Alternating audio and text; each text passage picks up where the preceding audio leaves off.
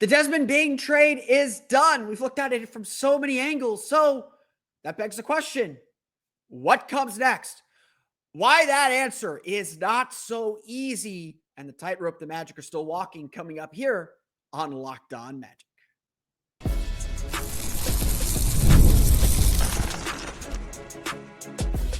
You are Locked On Magic, your daily Orlando Magic podcast, part of the Locked On Podcast Network, your team every day. And you are indeed Locked On Magic. Today is June 19th, 2025. My name is Philip Rossman-Reich. I'm the senior writer over at OrlandoMagicDaily.com, credentialed member of the Orlando Magic media since 2011. You can, of course, follow me on Twitter at PhilipRR_OMD and on Blue Sky at PhilipRR. On today's episode of Locked On Magic, we've broken down the Desmond Bain trade from just about every angle we can. So what comes next? What happens next for the Orlando Magic? We're going to get to that, go through some numbers, so get your calculators out, pens and papers, all that good stuff. We'll get to that coming up here in just a moment. But first, we want to thank you again for making Locked On Magic part of your day every day, whether we're your first listen of the day, whether you're listening to us right when we upload or whenever you're listening to us. We truly appreciate you making Locked On Magic part of your day every day. Consider making us an everyday part of your day. We truly appreciate our everyday listeners sticking with us through the offseason. It's been a great week. It's been a busy week. Thank you so much for being part of the Locked On Magic family. If you're not listening to us, go listen to our friends Locked On Grizzlies. Go listen to Locked On Thunder and Locked On Pacers to get you ready for Game 6. All that good stuff. It's all part of the Locked On Podcast Network, your team every day. Today's episode of Locked On Magic is brought to you by Game Time. Download the Game Time app, create an account, and use code LOCKEDONNBA for $20 off your first purchase. The Orlando Magic have made their big move of the offseason.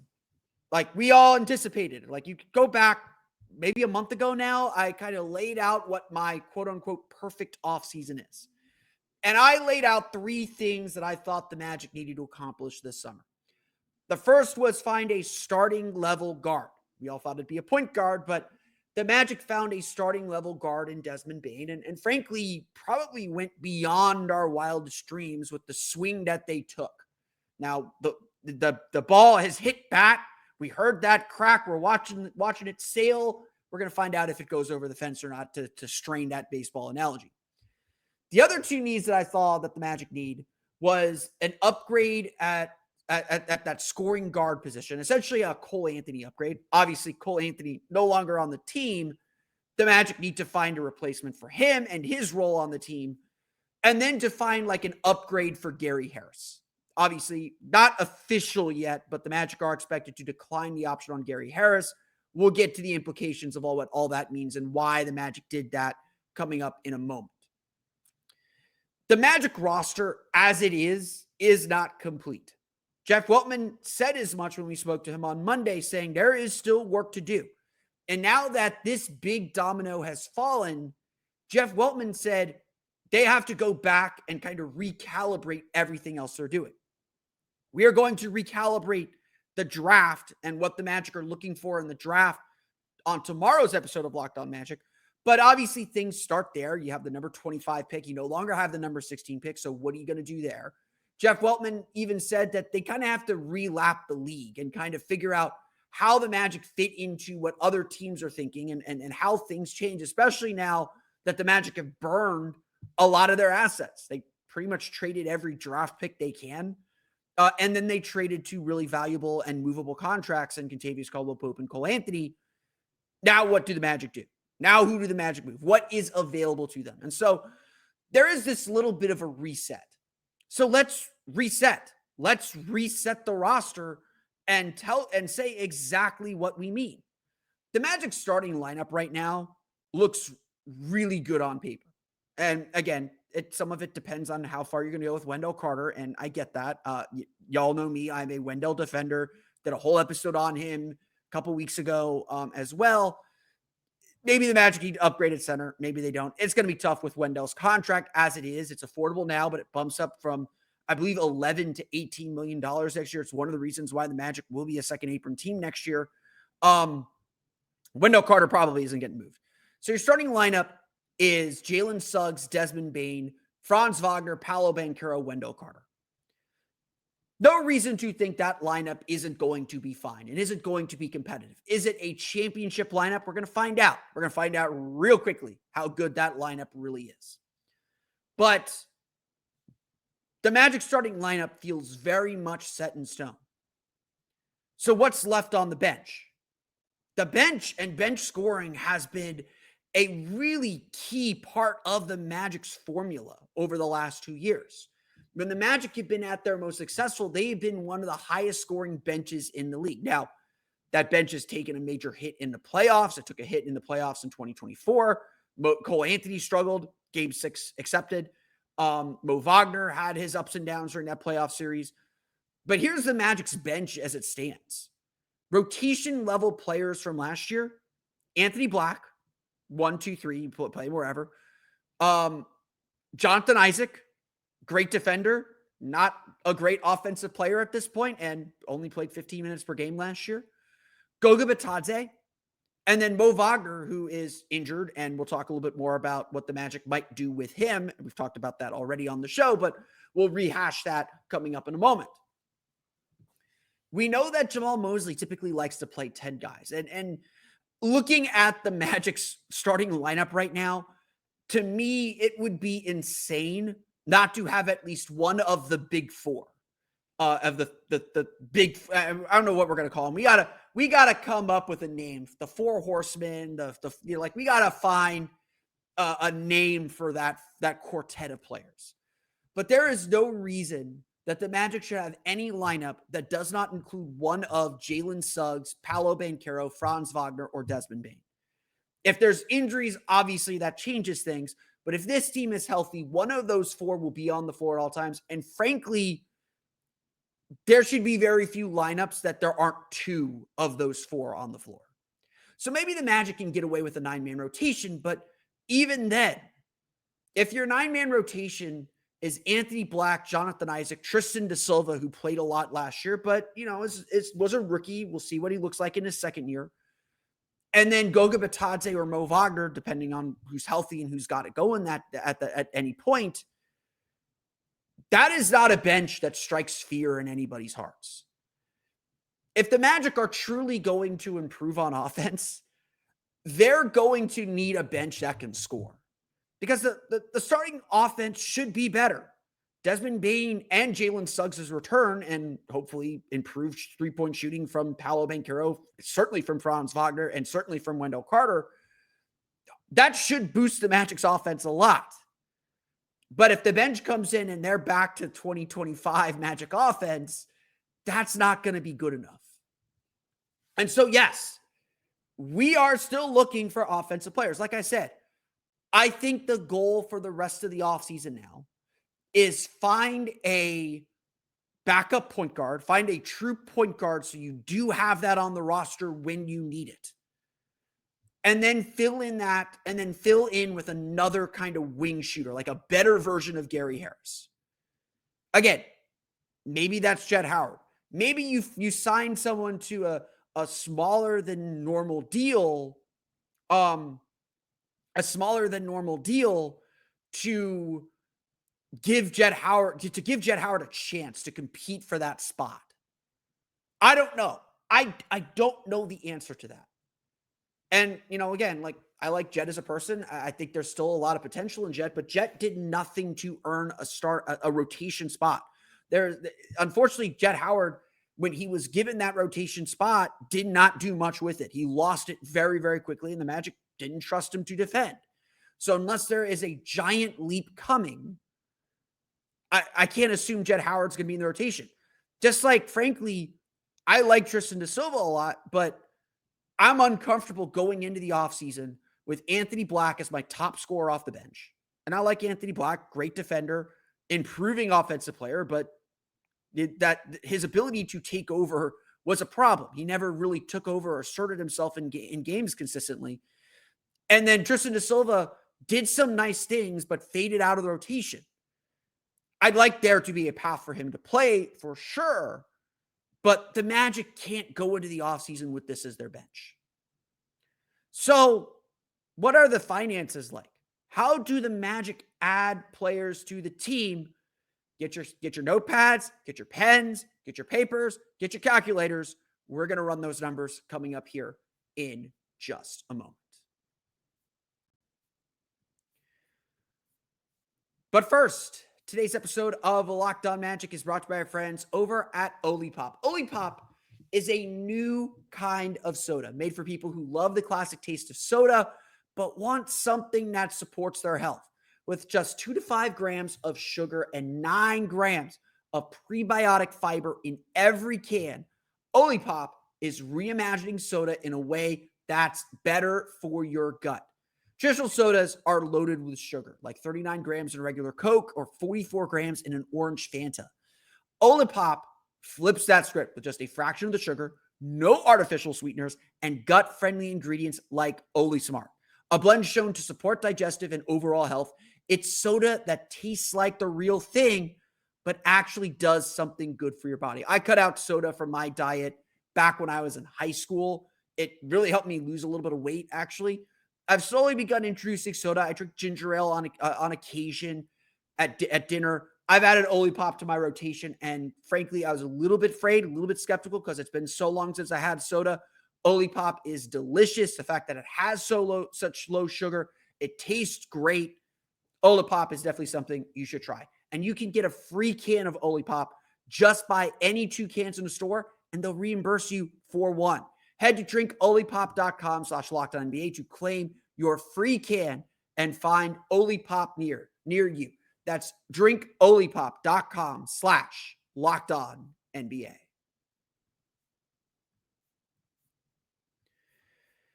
So we're going to dive into some numbers here. It's number time. I promised there would be no math. I've done the math for you. I've got it all written down, so I don't have to do it again.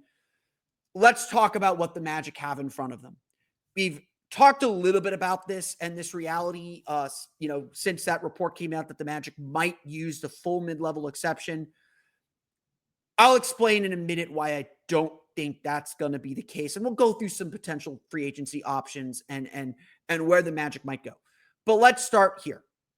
There's already been some reporting, Mike Scotto of Hoops Hype, and then confirmed by Jason Beattie, the Orlando Sentinel, that the Magic are going to decline team options on Gary Harris and Corey Joseph. This is a purely mechanical thing because this puts the Magic under the first apron. We've talked a little bit about the first apron. The first apron is kind of the first level of restrictions.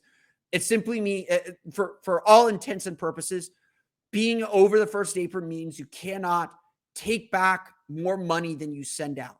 You can only take back less money. Now, look, the Magic were always operating above the first apron entering this offseason. One of the reasons the Magic had to do the Desmond Bane trade now is because because Desmond Bane's contract increases, the Magic would be taking back more money than they sent out. It would be illegal under the first apron. The Magic took in about $1.5 million, $2 million less than they sent out in this deal. So Magic actually cut payroll for 2024 under the 2025 cap. That'll obviously increase once it's July 1st. So that's just a cap mechanical thing. So cutting Gary Harris and Corey Joseph, doing that or declining those team options allows the Magic to make trades again or frees the Magic up to make trades. That's all that did. That again, I want to stress this because I've seen this misreported elsewhere, and we're going to talk a little about this here in a minute. Just because the Magic declined these team options does not mean they cannot bring these players back. Remember, back when we did that long 3-part episode with Keith Smith, he mentioned the Magic will probably decline the team option on Corey Joseph because of some contractual language that saves them a little bit of money. So very possible they bring him back on like a minimum deal. They can always do that. Gary Harris could come back on a smaller deal as well. I don't know if the Magic want that. I don't know if Gary Harris really wants that, but it's certainly a possibility. It's certainly out there. And of course, we've talked plenty about how the Magic could decline Mo Wagner's team option and then bring him back on a new deal. They have bird rights. They can do that. But I'll explain those, the restrictions on that in a minute. As things stand, with these 2 team options declined, the Magic have $190.4 million in committed salary for the 2026 season. That puts the Magic $5.5 million below the first apron, but $2.5 million above the tax line. The Magic are going to pay the tax this year. There's no getting around it. There's no avoiding it. The trick here is trying to access the non-taxpayer mid-level exception. So the Magic are over the cap. That means you do not have the ability to go out and sign free agents. You can only sign free agents into cap room unless you have an exception. And the mid-level exception is an exception to the salary cap. It allows you to sign a player while you are over the cap. Now, again, one of the consequences, and this is really, really, really important. One of the consequences of you signing a player with the mid-level exception is that means you are hard capped at the first apron. That means you cannot go above the first apron if you use the mid-level exception. Just as a point of information then, the Magic are currently hard capped at the second apron because they aggregated contracts. They used 2 players to get 1. Once you send out 2 players, you are automatically hard capped at the second apron. So the Magic can't go above that line. That shouldn't be a problem this year. So here's where we're going to do some math. If the Magic decline the team options on Mo Wagner and Caleb Houston, they get down to $10.7 million. So Mo Wagner's contract's about $11 million. They get down to $10.7 million below the luxury tax line. That gives them access to the non-taxpayer mid-level exception. It also means the Magic have a maximum, a hard-capped maximum of $18.7 million to spend. The 25th pick will have a cap hold of about $3 million. Sign that player for $3 million. The Magic really only have $15.7 million to spend on free agency and to re-sign Mo Wagner. Now, this is a really important point. I want to really, really stress this. A hard cap is a hard cap. You cannot go over the hard cap once it's triggered for any reason. So if the Magic just sign 2 players and spend all that money, no minimum contracts, there's no exceptions. You can sign 2 guys. That's kind of a way around the hard cap. But once your hard cap is triggered, you cannot go over it for any reason. There's actually kind of a small problem that Dallas had when they had all their injuries because they were hard cap. They couldn't even sign a minimum player or a 10-day contract, or they would have gone over the hard cap, and they almost weren't able to field a legal roster.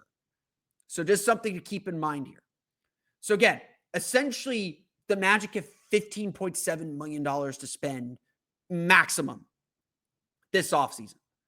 Now, if the Magic do not decline Wagner's team option, which, again, 50-50, I think it depends on what the market bears, and the Magic should know who they're targeting and who they're signing before that deadline on June 30th. Let's not, as Keith always likes to say when he comes on this show, let's not be naive. Everybody knows what they're doing before the whistle goes on June 30th. If the Magic do not decline Mo Wagner's contract, that means they're not spending the mid-level exception or the non-taxpayer mid-level exception. If they retain Mo Wagner's team option, if they pick that up, that only gives them access to the $5.7 million taxpayer mid-level exception. But again, that triggers a hard cap and is actually only $4.7 million. So I think it's to the Magic's benefit to decline this team option, even if there's an attempt to re-sign Mo Wagner, and just put Mo Wagner's contract as part of the calculus of what you're signing. So if Mo Wagner's at 11 and you think you can get him at maybe like 10 for 30, or 3 for 30, or like bring him down in overall salary, but give him that long-term contractual security. If that's the plan, then you only have the $5.7 million to spend. The $5.7 million to spend or $4.7 million to spend. Who knows? Like, again, like this, it just may be the reality that the contract that Mo Wagner is looking to sign, it may just be essentially the taxpayer mid-level exception. So this is the big sticking point then, because the Magic, like I said, have 2 big needs to fill and re-sign Mo Wagner if that's what they want to do. Now, the draft is a big piece of this. The Magic almost have to get the draft right. They almost have to be right on the draft. And then they got to go out and find a free agent. So let's go through the list. Let's talk about free agents the Magic can and should target. We'll get to that coming up here in just a moment. But first, today's episode of Locked On Magic is brought to you by our friends over at Game Time. There is nothing like a big event, whether it's the NBA playoffs, whether it's the FIFA Club World Cup happening here in Orlando, whether it's a big concert or show.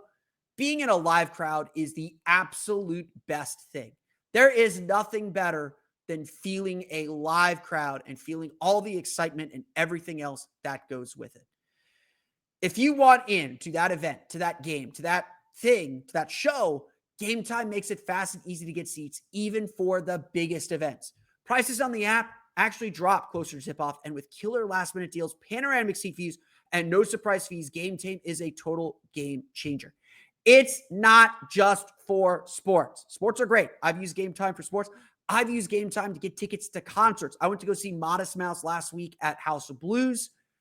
Waited a little longer for my tickets than I should have. Game Time had the best prices to get me into the building to see one of my favorite bands. Had a great time at the show. Tickets were delivered fast and easy. Didn't need the panoramic views there because it's general admission at House of Blues, but they literally have every event. Events at the Dr. Phillips Center, events at Camping World, events at Inter & Co., events at Kia Center, everywhere. They got you covered. So take the guesswork out of buying tickets with Game Time. Download the Game Time app, create an account, and use code LOCKEDONNBA for $20 off your first purchase. Terms apply. Again, create an account and redeem code LOCKEDONNBA. That's LOCKEDONNBA for $20 off. Download the Game Time app today. Last minute tickets, lowest price guaranteed.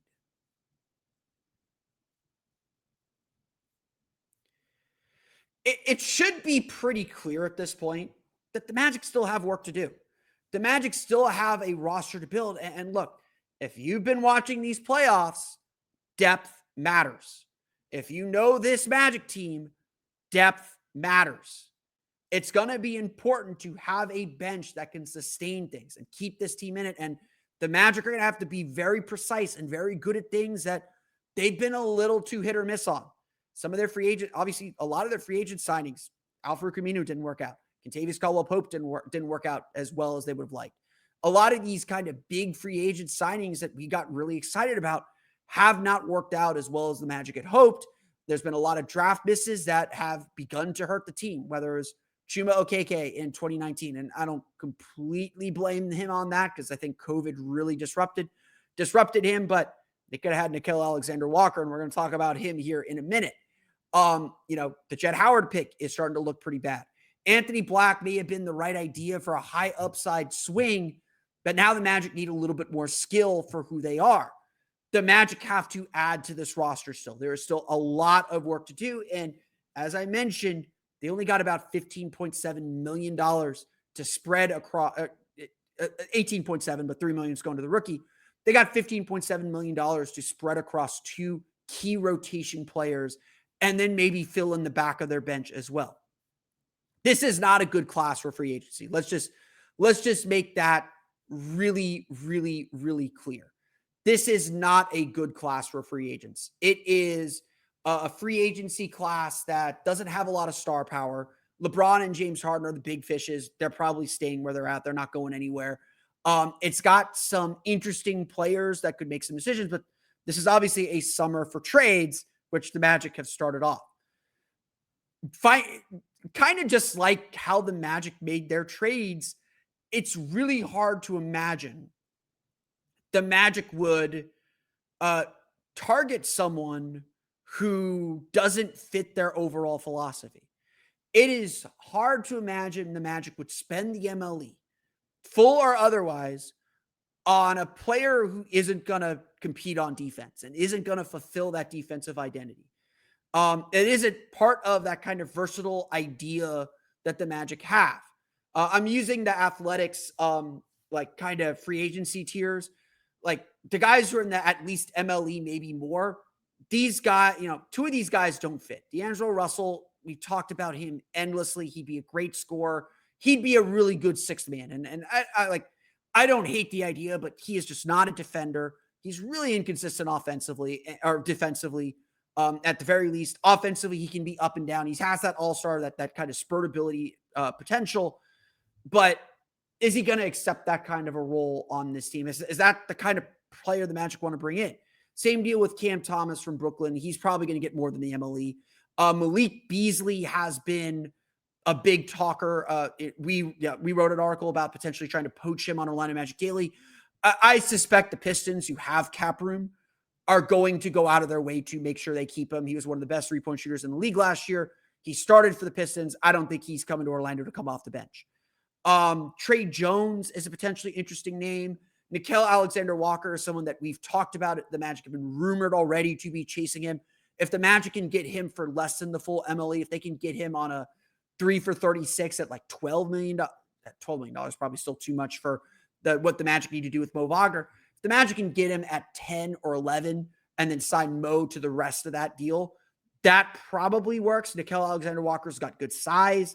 He's an excellent three-point shooter, would be great coming off the bench as that sixth man and as that extra guard. Trey Jones, I don't know. He's kind of a stats darling. I don't know if he's the right answer. I've seen some Magic fans pitch me Kevin Porter Jr. I am not all in on him, but he would certainly be an interesting option. Karis LeVert from Atlanta could be an interesting option as that kind of wing scorer that the Magic are looking for. So there are some guys out there. I've had a lot of Magic fans ask me about the bigs and say, why not go for Brook Lopez? I just don't think Brook Lopez is versatile enough. I don't think that he fits the team defensively. Just plain and simple. He is a good defender when he has Giannis next to him. Would he be a good defender with Jonathan Isaac next to him? Maybe.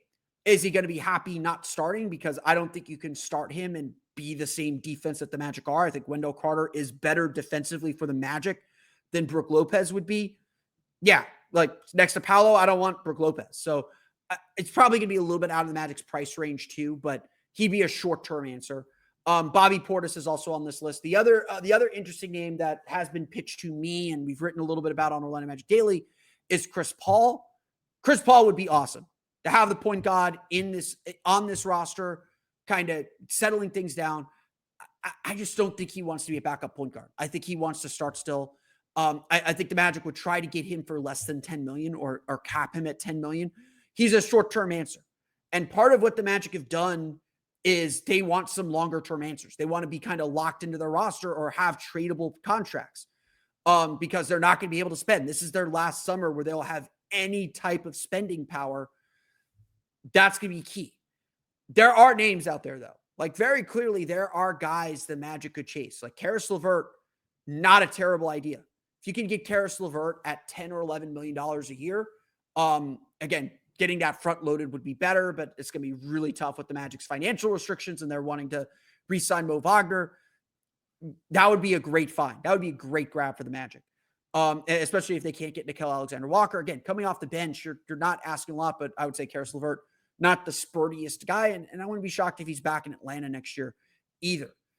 You might notice I didn't say a lot of point guards. This is not a good free agent class for point guards. Chris Paul would be a great add. Tyus Jones is looking like a minimum guy. So maybe the idea should be go get Tyus Jones at like the taxpayer MLE at like $5 million. So you go dip under the tax, or you're using the non-taxpayer MLE to get him cheap, 2 for 10, 1 for 5, give him kind of a prove it deal. That kind of deal. Again, you don't have bird rights. That makes things a little bit more difficult. And then you use him as your backup point guard. But again, it's like I said, like I always said with Anthony Simons, if the Magic wanted Tyus Jones, he'd be on the team already. Like, it's been an obvious match and a guy that Magic fans have talked about forever because of the stats, and they like what the stats say about him. I don't know if Tyus Jones and maybe playing alongside Anthony Black would be better for him, especially coming off the bench. I don't know if Tyus Jones is the answer there either. My suspicion is the Magic are going to try and fill that point guard role out of the draft. I do think Walter Clayton Jr. and Jace Richardson would be excellent backup point guards, just kind of younger, cheaper versions of Cole Anthony, which is, again, I want a Cole Anthony upgrade. I want the idea of what Cole Anthony is, just a more consistent player in that spot. Maybe the Magic see those two players as that. I see the potential for that. If they're gone, then you got to start looking at like Dolan Traore as a point guard. And he's too much of a project, as is Ben Seraph. Maybe you're looking then at bigs and saying, well, I guess we're not bringing Mo Wagner back. But again, I just, knowing Wendell Carter is going to be in and out of the lineup. Goga Bitadze is good in spurts and small spurts. I don't trust a rookie in that spot. So maybe the answer is like, go get Ryan Kalkbrenner, go get Thomas Sorber, go get Maxime Reynaud, and then go find guards on the market, on the free agency market. Again, like Trey Jones might be a good option. Trey Jones is a kind of advanced stats darling. Go get, Nickeil Alexander-Walker. Go, split your MLE between two players, Karis LeVert and Trey Jones. That's probably a pretty good offseason at the end of the day. And then see if, Goga Bitadze, Maxime Reynaud, and Wendell Carter can hold down your center spot. I've seen some mocks put Asa Newell, and look, the draft is going to play a factor and play a role with what the Magic ultimately do in free agency. I've seen some ideas for Asa Newell. Asa Newell is a power forward who plays center. He is probably too small to play center and is not a good enough shooter to play power forward. He's athletic as all out, and he's a big guy. I'd rather go for Sorber. If you can find a way to, and honestly, like the answer might be the Magic need to try and trade up from 25, get back into that 18, 19, 20, 21 range to make sure they get one of these guys. So the point of this, and I want to do more draft stuff tomorrow. We'll make tomorrow a draft Friday. We'll reassess where the Magic sit, and then I'll rehash what I just said over the last 2 minutes or so. The point I want to make is that the Magic still have some cap flexibility. They have the ability to spend a little bit this summer. Again, roughly about $15 million in total on free agents. Figuring out the right guys to split that $15 million for, whether it's Mo, whether it's two free agents, whoever it is, that's going to be the task for the summer because the Magic's roster is not complete. The Magic still have work to do. And very, very clearly, they got a lot of decisions to make. I haven't done an exhaustive list here, but there is definitely work. There's still more work to do for the Magic as they move on to the next phase of this rebuild. But that's going to do it for us today. We're out of time. We don't have much more to say. I want to thank you all again for listening to today's episode of Locked On Magic. You can, of course, find us on Twitter. You can find me on Twitter at PhilipRR_OMD and on Blue Sky at PhilipRR. You can subscribe to the podcast on Apple Podcasts, Stitcher, TuneIn, Himalaya, Google Play, Spotify, Odyssey, and all of them. You download podcasts to your podcast-enabled listening device. For the latest on the Orlando Magic, be sure to check out OrlandoMagicDaily.com. You can find us there on Twitter at OMagicDaily. And for even more Orlando Magic content, be sure to check out my Patreon page, Orlando Magic Hub, at patreon.com/Orlando Magic Hub. I am wrapping up player evaluations. I'll be moving on to Jamal Mosley and Jeff Weltman before the draft. I'm going to try and knock it all out this weekend. I just did Cole Anthony on Thursday. You can check that out again at patreon.com/Orlando Magic Hub. As always, thank you for your support. Now that you're done listening to me, be sure to go check out the Locked On NBA Mock Draft. It's a 5-episode series with the most comprehensive NBA draft analysis from NBA experts to college experts and NBA draft experts. Find the 2025 Locked On NBA Mock Draft on NBA Big Board and Locked On NBA on YouTube or wherever you listen to podcasts. As always, we did this way before the trade for Desmond Bane. I think my 25th pick still stands. Very, very happy with that. Now, I obviously swung a different deal in that mock draft, but still great information to help you get ready for the NBA draft, which is next week. Next Wednesday is draft night. We'll get a lot of answers to what comes next for the Magic on that night. But that's going to do it for me today. I want to thank you all again for listening to today's episode of Locked On Magic. On tomorrow's episode, we'll go through and reset the Magic's draft options, draft needs.